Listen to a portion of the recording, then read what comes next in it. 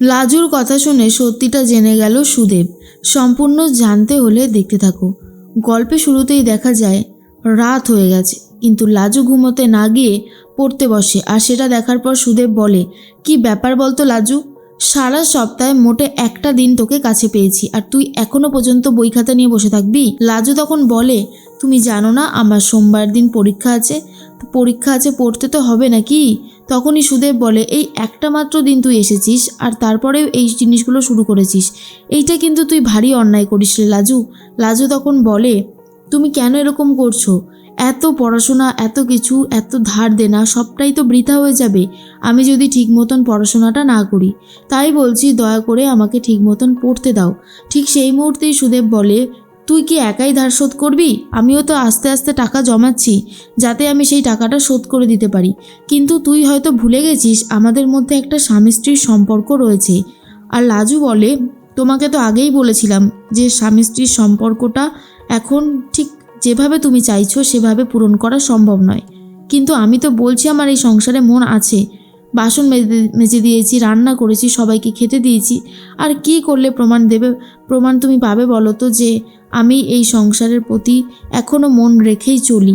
তখনই সুদেব বলে, তুই যদি এই সংসারকে ভালোবাসিস, আমাকে ভালোবাসিস, তাহলে একটা কথাই বুঝবো যে তুই এখন পড়বি না, তুই আমার সাথে এসে ঘুমাবি। কিন্তু লাজু সেটা শোনে না আর বলে, সেটা হবার জন্যেই, কারণ আমাকে পড়তে হবে, দিনের শেষে পরীক্ষাটা তো আমাকে দিতে হবে। তাই আমার জন্য এটা অনেক বড় একটা চ্যালেঞ্জ, আর সেই চ্যালেঞ্জকে আমাকে রক্ষা করতেই হবে। সুদেব বুঝতে পারে আর বলে, বুঝতে পেরে গেছি, তোর মন এখন অন্য জায়গায় রয়েছে, তুই অন্য কাউকে মন দিয়ে বসে আছিস, তাই না রে লাজু? লাজু বলে, এই সমস্ত উল্টোপাল্টা কথা শোনানোর জন্যই তুমি কি আমাকে ওখান থেকে এখানে নিয়ে এসেছো? দেখো, আমি এসব একদমই শুনতে চাইছি না, আমার ভালো লাগছে না। কিন্তু সুদেব বুঝতে পারে লাজু এখন বদলে গেছে, লাজু আর আগের মতন নেই, সব কিছুই চেঞ্জেস হয়েছে। ঠিক সেই মুহূর্তেই দেখা যায় অনুভবের চোখে ঘুম নেই। অনুভব ভাবে, লাজু কি করছে? ও কি পড়াশোনাটা করছে নাকি আবার অন্য কিছু করছে? বোঝাও এখন দায় হয়ে গেছে। হুট করে মেয়েটা চলে গেল। এদিকে লাজু সুদেবের সাথে তর্ক করতে থাকে। সুদেব বুঝতে পেরে যায় লাজুর এখন অন্য রকমের মন হয়েছে, সে এখন অন্য কাউকে মন দিয়েছে।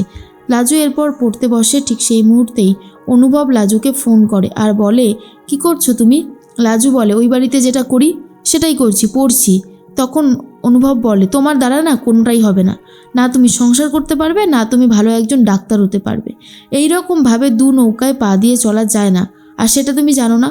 দু নৌকায় পা দিয়ে কেন চলছো? তোমাকে আমি আগেই বলেছিলাম যে পড়াশোনাটায় মন দাও, নতুন সিলেবাস, নতুন সব কিছু। পড়াশোনা না করে উনি এখন সংসার করতে গেছেন ওই বাড়িতে। সুদেবের কথাই বলে লাজু যে সুদেব আমাকে নিয়ে আসতে গিয়েছিল, এমনিতেই তো আমি এখানে থাকি না, সপ্তাহে একটা মাত্র দিন, তাও যদি আমি ওর সাথে না আসতাম ব্যাপারটা অনেক বাজে দিকে চলে যেত। কিন্তু অনুভব বলে, কি এমন যেত বাজে দিকে? তোমাকে আমি কত কষ্ট করে এখানে নিয়ে আসলাম, সব কিছুর ব্যবস্থা করলাম, আর তুমি শেষে এইরকমভাবে কাজবাজ করছো, এইটাই একদম ঠিক করছো না। এদিকে লাজু বলে, আমার ভাবনা চিন্তা আমি ঠিক ভেবে নেব, বলেই ফোনটা কেটে দেয়।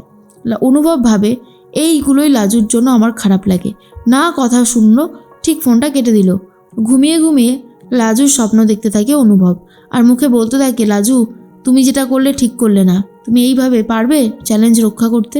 তখনই বনলতা শুনে নেয় আর বলে, ছি ছি ছি অনুভব, তুমি ঘুমের ঘরে লাজুর নাম জপ করছো? এটা যদি বাই চান্স আমি ছাড়া অন্য কেউ শুনে নিত, তুমি বুঝতে পারছো ব্যাপারটা ঠিক কোন দিকে এগোতো? কেন করছো এই জিনিসগুলো? তুমি লাজুকে ভালোবাসো, তুমি পরকীয়ায় লিপ্ত হয়ে গেছো, সেটা কি তুমি বুঝতে পারছো? অনুভব বলে, শোনো, এই সমস্ত আউফাউ কথা শোনার মতন টাইম আমার নেই, আমাকে তো অফিসের জন্য বেরোতে হবে। বনলতা বলে, তুমি অফিসে যাচ্ছ যাও, সেখানে গিয়েও তো লাজুর নামই জপ করবে। তোমাকে না আমি হাড়ে হাড়ে চিনে গেছি অনুভব, তুমি যে কি করতে পারো আর কি পারো না সেটা আমার কাছে এখন ক্লিয়ার হয়ে গেছে। অনুভব বলে, তাহলে তো খুব ভালো ব্যাপারই, এসবের মধ্যে আমাকে আর টেনো না। একটা কথা মাথার মধ্যে ঢুকিয়ে নাও যে আমি তোমার সাথে থাকবো না। বনলতা বুঝতে পারে অনুভব শুধুমাত্র লাজুকেই ভালোবাসে। এরপর অনুভব বেরিয়ে পড়ে, আর রাস্তা থেকে যাওয়ার সময়ও শুধু লাজুর নামই ভাবতে থাকে আর বলে, মেয়েটার প্রতি যে আমার এত মন গেছে, কি করে আমি নিজেকে সামলাবো? এইসব ব্যাপার যদি জানাজানি হয়, সত্যিই তো ফেস লস হবে আমার। ঠাম্মি তো আমাকে আর ক্ষমাই করবে না। অন্যদিকে নিজের বাড়িতে গেছে বনলতা। তার মায়ের সাথে কথা বলতে থাকে। সুনিতা বলে, তোর সাথে অনুভবের সম্পর্কটা কি ঠিক হয়েছে? তখন বনলতা বলে, এত সহজে কি সব কিছু ঠিক হবে মা? তুমি জানো না যে অনুভব আমার সাথে ঠিক কেমন ব্যবহার করে। ছেলেটা কেমন যেন বদলে গেছে পুরোপুরি। আগে যাও বা একটু অন্যরকমের ছিল, এখন যেন আমাকে দেখলেই তেলে বেগুনে জ্বলে ওঠে। এইসব ভালো লাগে না। আর তারপরে হয়েছে ওই বলতে গিয়েছিল ময়ূ, কিন্তু থেমে যায়।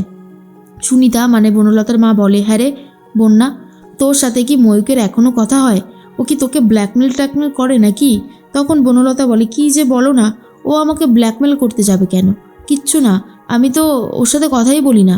সুনিতা বলে, কথা বলবি না, একদম বলবি না। ওই ছেলেটাকে আমার খুব একটা সুবিধের মনে হয়নি, আর আজও মনে হয় না। এরপর বনলতা বলে, মা আমার কয়েকটা গয়না দাও তো, আমার কয়েকটা গয়না লাগবে। ওই বাড়িতে তো গয়নাগুলো মানে ডিপোজিট করা রয়েছে না লকারে, সেখানে আমার আর অনুভবের জয়েন্ট অ্যাকাউন্ট, তাই পারবো না। তুমি এক কাজ করো, অনুভবকে বললেও ও আমার সাথে ব্যাংকে যাবে না, তোমার কিছু গয়না আমাকে দাও। আর এটা শোনার পর বনলতার কথা শুনে বনলতার মা বলে, তুই গয়না নিতে এখানে এসেছিস? তুই সত্যি করে বলতো যে ময়ূকের সাথে তোর কোনো রকমের কোনো সম্পর্ক নেই তো? ওই ছেলেটা কি ব্ল্যাকমেল করে তোর কাছ থেকে টাকা আদায় করার চেষ্টা করছে? বনলতা বলে, কী সব যাতা বলছো, ও কেন এইসব জিনিসগুলো করবে? কিন্তু বনলতার মা সঠিকটাই বুঝতে পেরে গেছিল। এদিকে অফিসে চলে যায় অনুভব। সেখানে গিয়ে ভাবে, আমার কাছে কান্নাকাটি করে বলল ওর নাকি চণ্ডালিকায় অংশগ্রহণ করবে। সেই জন্য আমি এলিনার সাথে যোগাযোগ করিয়ে দিয়ে ওর একটা ভালো প্ল্যাটফর্ম তৈরি করার সুযোগ করে দিলাম। সেখানেও মনে হয় যায়নি। এরপর এলিনাকে ফোন করে বলে, শোন এলিনা, আমি তোকে যেই মেয়েটার কাছে মেয়েটাকে দেখিয়েছিলাম, ওই লাজু, তুই ওর কথা ছাড়। হ্যাঁ, ও আসলে না তুই ওকে তাড়িয়ে দিবি। ওর কোনো রেসপন্সিবিলিটি নেই, বুঝলি তো? এরকম মেয়েকে তোর কাছে রাখতে হবে না। তখন এলিনা বলে, কি যাতা বলছিস তুই? লাজবন্তী তো এসেছে, ও তো খুব সুন্দরভাবে প্র্যাকটিস করছে।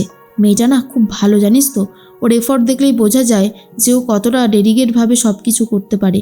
জানিস, ও মেয়েটা খুব ভালো।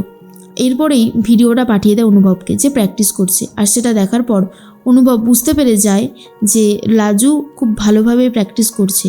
এর মধ্যেই লাজু এত সুন্দর প্র্যাকটিস করে যে কলেজে গিয়ে যখন নাচটা দেখায় তখন ম্যাডামরা বলে, খুব সুন্দর। তাহলে তো ঠিক হয়েই গেল, চণ্ডালিকার প্রকৃতি হলো আমাদের লাজবন্তী। শোনার পর সবাই খুব খুশি হয়ে যায় আর বলে, সত্যি রে লাজবন্তী, তুই কিন্তু দারুণ ট্যালেন্টেড একজন মানুষ। পড়াশোনা বল, নাচ বল, অভিনয় বল, সব কিছুই কত সুন্দরভাবে ম্যানেজ করতে শিখে গেছিস তুই। তোকে দেখে খুব ভালো লাগছে। লাজবন্তী মনে মনে ভাবে, এই সব কিছুই হয়েছে খিটকেলের জন্য। সে যদি পাশে না থাকতো তাহলে কোনো কিছুই সম্ভব হতো না। এর মধ্যেই অনুভব জানতে পেরে যায় লাজু সিলেক্টেড হয়েছে, লাজু একদম অনুষ্ঠানে থাকছে। আর তখনই লাজুর ফাংশন দেখতে চলে গেছে অনুভব। আর বনলতা ভাবে, আজকে তো লাজুর কলেজে শুনেছিলাম ফাংশন আছে, অনুভব আবার লাজুর ফাংশনে চলে যায়নি তো লাজুকে দেখতে? অনুভবকে নিয়ে ডাউটের মধ্যে রয়েছে বনলতা।